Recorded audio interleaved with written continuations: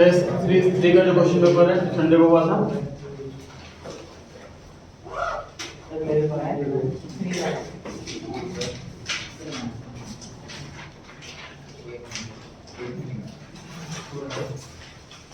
और किसके पास नहीं है क्वेश्चन पेपर?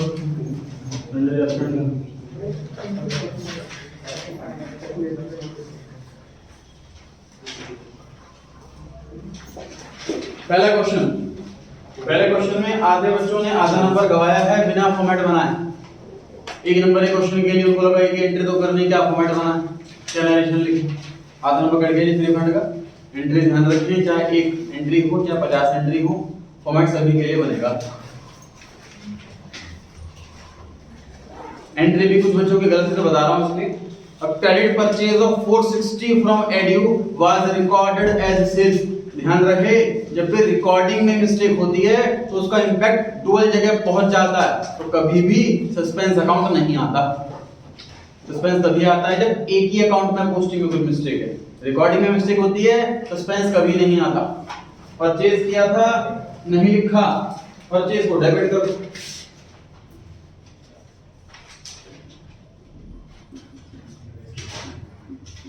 गलती से सेल बुक में लिख दिया, मतलब गलती से हमने सेल रिकॉर्ड कर दी, सेल कम करनी है, डेबिट कर दो। सेल बुक में लिखने का मतलब है कि हमने इसको डेटर बना लिया, डेबिट कर दिया, लेकिन क्रेडिट करना था। अब डबल अमाउंट से क्रेडिट कर दो। जब सेम अकाउंट में रॉन्ग साइड पहुंच जाए तो डबल अमाउंट से ठीक होता। सेकंड क्वेश्चन का आंसर सभी का ठीक था। थर्ड क्वेश्चन, रिटर्न इनवर्ड का दूसरा नाम होता है सेल्स रिटर्न। ये सेल्स में से माइनस होता है, तीनों में से कोई भी ऑप्शन नहीं आंसर, इसलिए D none of the above ये टिक करके आना था। Question number 4, GST. देखना से अगर आपसे पूछा जाए जीएसटी क्या है तो आपको इनडायरेक्ट टैक्स लिख करके आना है। इसमें पूछा था जीएसटी पेड क्या है तो आप इसको एसेट लिख करके आना था। हालांकि जिस बच्चे ने इनडायरेक्ट टैक्स लिखा उसको भी पूरे नंबर मिले हैं, और जिसने एसेट लिखा उसको भी पूरे नंबर मिले हैं। कई बच्चों ने क्या लिखा था, इनडायरेक्ट एक्सपेंस। एक्सपेंस होता है तो पीएनएल में आता, पीएनएल में देखा कभी जीएसटी? पीएनएल में नहीं आता, इसलिए इनडायरेक्ट एक्सपेंस नहीं है। कई बच्चों ने सिर्फ इनडायरेक्ट लिख दिया, अपने आप समझ जाओ कि क्या है, तो उनको भी कोई मार्क्स नहीं मिले।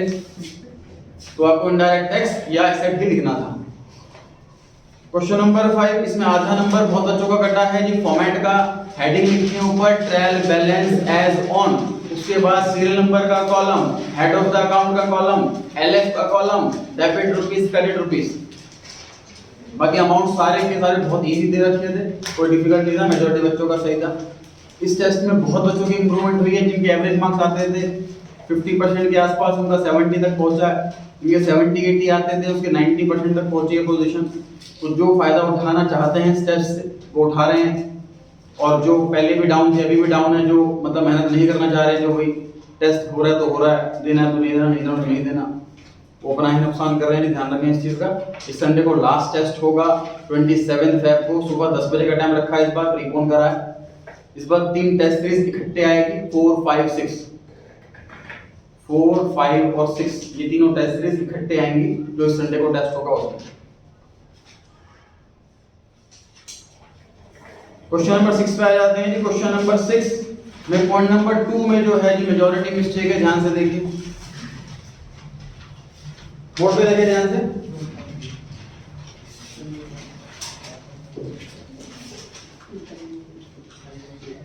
ध्यान से बोर्ड पे देखिए जी। मान लीजिए साल की शुरुआत में मैंने 1 लाख रुपए का लोन लिया 10% के इंटरेस्ट से, तो जब ईयर एंड होगा तो मैं कितना इंटरेस्ट पे करूंगा? 10,000 का इंटरेस्ट पे करूंगा, 1 लाख का 10% पूरे साल का। मान लीजिए मैंने लोन लिया है साल के बीच में 1 अक्टूबर 18 को, तो मैंने लोन का पैसा सिर्फ 6 महीने इस्तेमाल करा, तो मैं इंटरेस्ट सिर्फ 6 महीने करूंगा, मतलब 1 लाख का 10% 6 मंथ के लिए। मान लीजिए मैंने लोन लिया 31 मार्च को, तो मैं इंटरेस्ट पे ही नहीं करूंगा, अभी तो लोन लिया क्या इंटरेस्ट। जब हम लोन लेते हैं उसके बाद जितने पीरियड हम यूज करते हैं लोन को उतने पीरियड का इंटरेस्ट देते हैं। मतलब अगर मैं इंटरेस्ट कैलकुलेट करने बैठूं ना तो यहाँ पर 0 आ जाएगा। 31 मार्च को ही ईयर खत्म होगा, 31 मार्च को लोन लिया तो यहाँ पीरियड तो 0 हो गया ना। तो इस क्वेश्चन में मैंने आसान कर रखा था आप लोगों के लिए कि लोन की डेट दे रखी है 31 मार्च 19, तो आपको इंटरेस्ट कैलकुलेट ही नहीं करना था। बच्चों को मेहनत की आदत हो रही है लेकिन इंटरेस्ट कैलकुलेट करके आए। 24,000 रुपए इंटरेस्ट लिखा बच्चों ने पीएनएल में भी लायबिलिटी में भी। क्यों दे रहे हो इंटरेस्ट? लोन आपने एक दिन पहले लिया, इंटरेस्ट कैलकुलेट करना ही नहीं था, कुछ भी नहीं करना था इंटरेस्ट लोन का। इन्वेस्टमेंट पे आते हैं। मैं भी वो मिस्टेक डिस्कस कर रहा हूं जो मेरे हिसाब से मेजॉरिटी की थी, बाकी आप लोग इंडिविजुअली पूछेंगे बाद में। इन्वेस्टमेंट दे रखी है 2 लाख रुपए की, सॉरी 4 लाख रुपए की, और इंटरेस्ट करे 12%। तो ये इंटरेस्ट बना इन्वेस्टमेंट पे 48,000, इंटरेस्ट ऑन इन्वेस्टमेंट बना 48,000। ट्रायल बैलेंस में कितना दिया हुआ है? मतलब हमारी इनकम तो 48 है, रिसीव हुआ है 40, इसका मतलब 8,000 एक्रूड। 7-8 बच्चों ने इंटरेस्ट ऑन इन्वेस्टमेंट पीएनएल के डेबिट में लिखा हुआ था। बताइए इनकम को एक्सपेंस मान रहे हो आप? इन्वेस्टमेंट पे इंटरेस्ट ये इनकम होती है कि एक्सपेंस होता है? इनकम होती है, तो पीएनएल अकाउंट क्रेडिट में आनी थी, डेबिट में लिख के आए हैं काफी बच्चे। पीएनएल अकाउंट क्रेडिट साइड में by interest on investment 40,000, add accrued 8,000, outer column में 48। 2 से 3 बच्चों ने क्या कर रखा था? 40,000 प्लस 48, आउटर कॉलम में 88, टोटल 48 बनता है, उसमें से 40 मिला है तो 8,000 पेंडिंग है। ये आपको कैलकुलेशन ध्यान रखनी है। और इसके अलावा बैलेंस शीट की एसेट में भी आएगा एक्रूड इंटरेस्ट 8,000, बैलेंस शीट की एसेट में भी आएगा accrued interest 8,000। Point number 4 clearly words में लिखा हुआ है सर कि सैलरी एंड वेजेस का 1/4 कर दो और जो आए उसको पीएनएल में लिख दो। टू सैलरी एंड वेजेस ये दे रखी है 3,60,000, इसका 1/4 ये हो गया 90,000,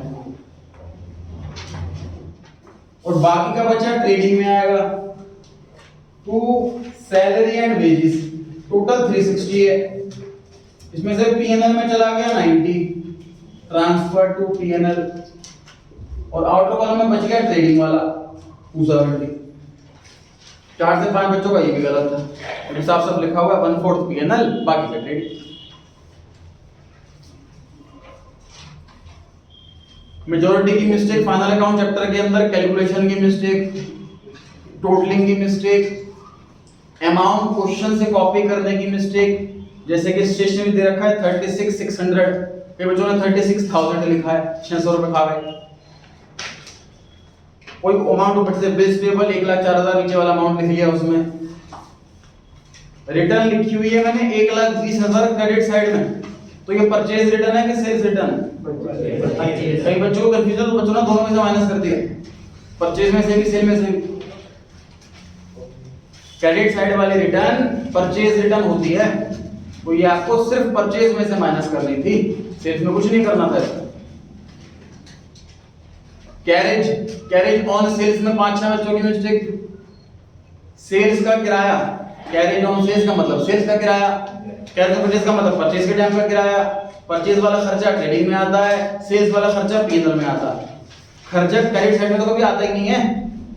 कैरेज ऑन सेल्स कई बच्चों ने सेल्स में ऐड कर दिया, कई बच्चों ने ट्रेडिंग के क्रेडिट में लिखा, कई ने पीएनएल के क्रेडिट में लिखा हुआ।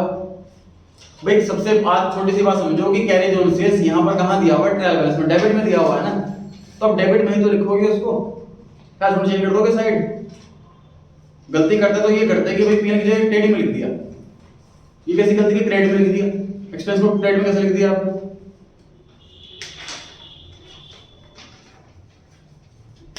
मेरे अकॉर्डिंग कंप्लीट हो चुकी है ये जो कॉमन मिस्टेक थी। अब इंडिविजुअली आप लोग पूछ सकते हैं।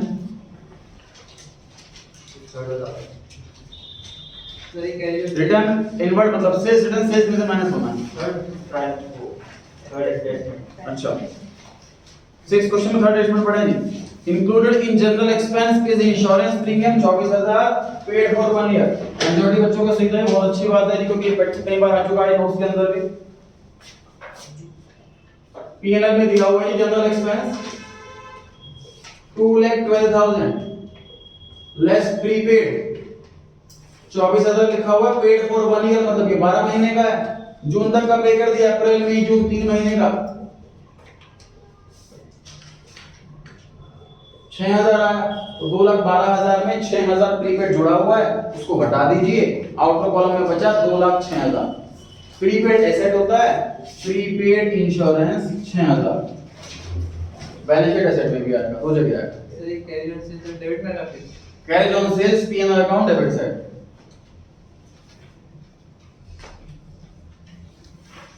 और पूछिए।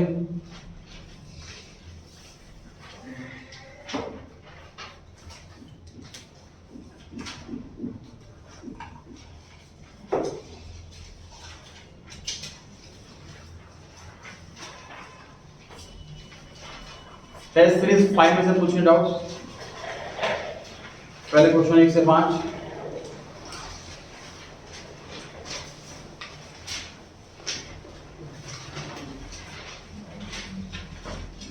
एक से 5 क्वेश्चन में डाउट।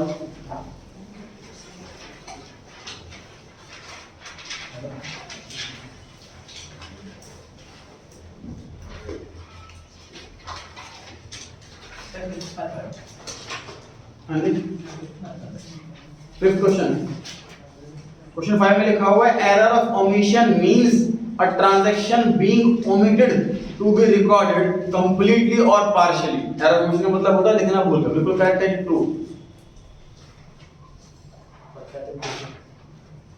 हाँ जी,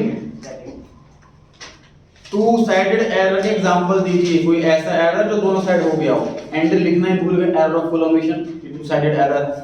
कॉम्पेंसेटिंग एरर के सारे एग्जांपल टू साइडेड एरर्स हैं।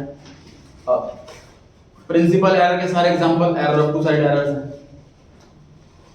जो भी रिकॉर्डिंग वाली मिस्टेक है वो सभी टू साइडेड एरर्स हैं। हाँ जी, वो ट्रांजैक्शन लिख करके आ जाओ। इस राम की जगह शाम को डेबिट कर दिया। हाँ जी, ट्रांजैक्शन लिखनी है आपको, एग्जांपल ऑफ एरर, ट्रांजैक्शन लिख करके आनी। एरर ऑफ कमीशन किसका होता है? एरर ऑफ कमीशन, कमीशन में मिक्स होते हैं, टू साइड और सिंगल साइड दोनों। उसमें भी होते हैं, कमीशन में भी full omission two sided, partial omission single sided.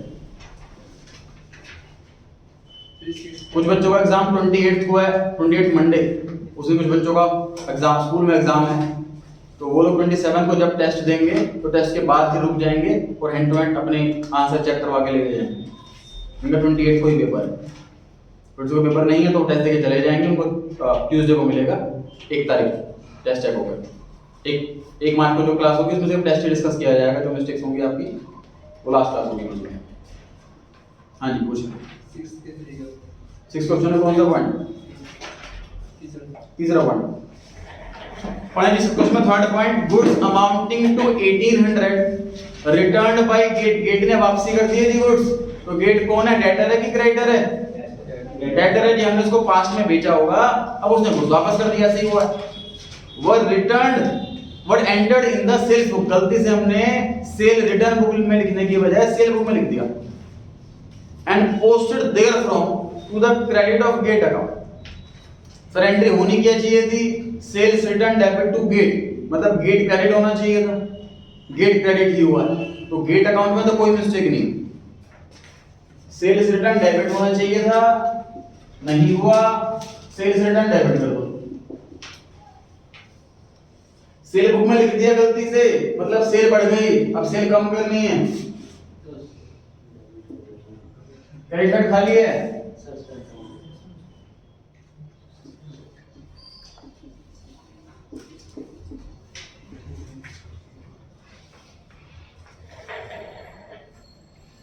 और पूछे जी।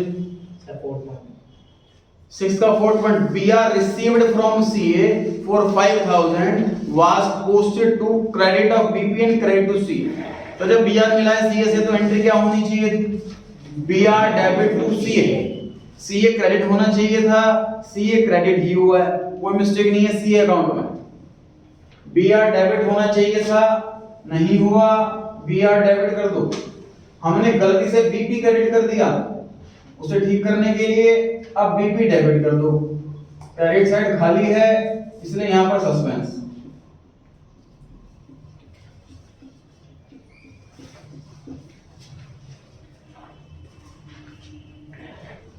नेक्स्ट,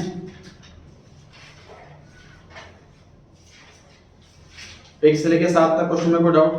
क्वेश्चन नंबर 7 7th में लिखा हुआ है जी, एडू ने बिल ड्रॉ करा है गेट पर 20,000 रुपए का, वो बिल एंडोर्स कर दिया सीए को, फिर सीए ने बिल एंडोर्स कर दिया आशीष को, फिर उसने फर्दर एंडोर्स कर दिया गेट। क्वेश्चन रिपीट है जी नोट्स पे, नोट्स में जो टॉपिक स्टार्ट कराया था मैंने पहले पेज में एंडोर्समेंट वाला, सेम क्वेश्चन, सिर्फ अमाउंट ही चेंज है, बाकी पूरा क्वेश्चन सेम। क्लास में ले सकते हैं आप, नोट्स में आपके पास होगा अवेलेबल, कुछ भी चेंज नहीं।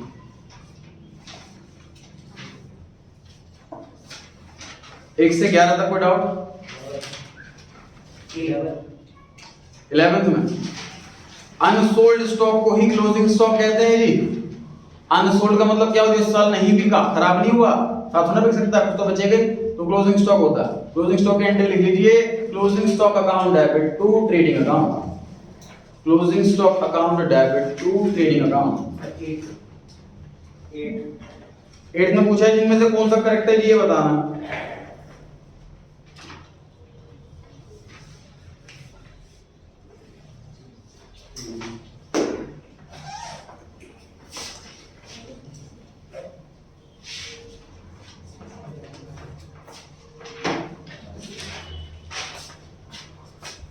देखिए ध्यान से, P&L अकाउंट ऐसा होता है, यहाँ पे जीपी और यहाँ पे इनडायरेक्ट इनकम और यहाँ पे इनडायरेक्ट एक्सपेंस, फिर नेट प्रॉफिट आता है।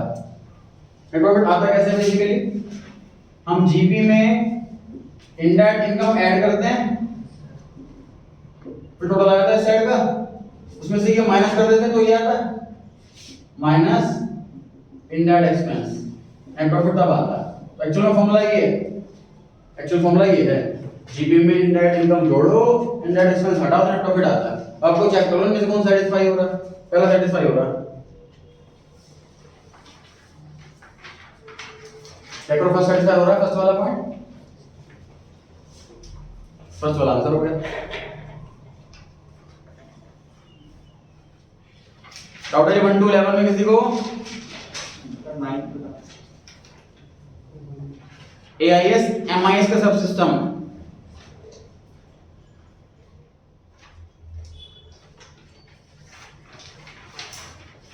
डाउट है किसी को 12th क्वेश्चन में? 12th क्वेश्चन में जो चॉइस वाला क्वेश्चन है और वाला क्वेश्चन वो देख लीजिए एक बार।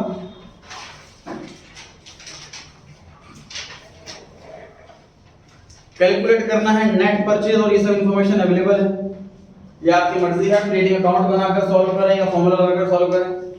ट्रेडिंग अकाउंट इजी रहता है लेकिन टाइम कंज्यूमिंग रहता है, तो जिसके पास, जिसको पेपर काम आता है उसके पास टाइम की कमी नहीं होती, वो ट्रेडिंग से करे।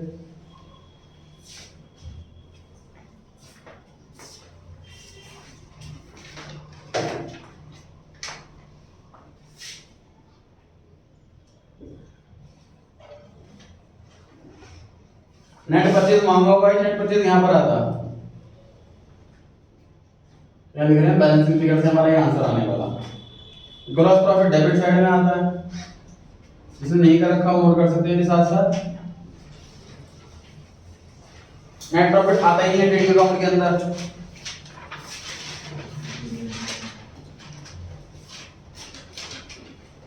Bye net sales 3 lakh, net से साथ ही क्रेडिट साइड में।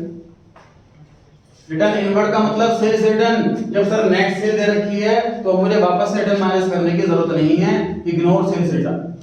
उसके बाद रिटर्न आउटवर्ड मतलब परचेज रिटर्न, जब नेट परचेज मांगी है नेट परचेज राइट आंसर आ जाएगा हमारा, हमें जरूरत नहीं है रिटर्न आउटवर्ड लिखने की। फ्रेड इनवर्ड डायरेक्ट एक्सपेंस होता है, ट्रेडिंग में आएगा। वेजेस डेड एक्सपेंस होता है, रीडिंग में आएगा। लाइटिंग डेड एक्सपेंस होता है, रीडिंग में आएगा। Closing stock reading account credit side.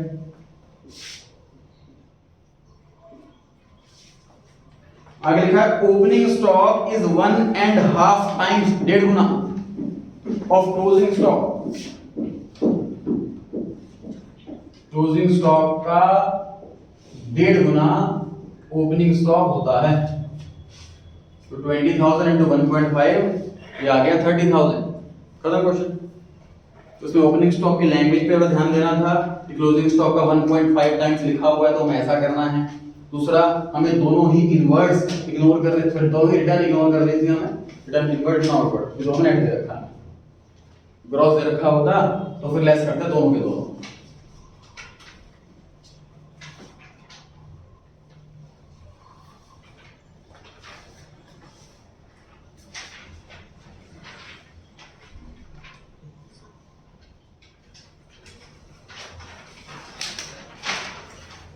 Question 40 का डाउट मैं नेक्स्ट क्लास में लेता हूं। 12 वाला का पहले वाले का था।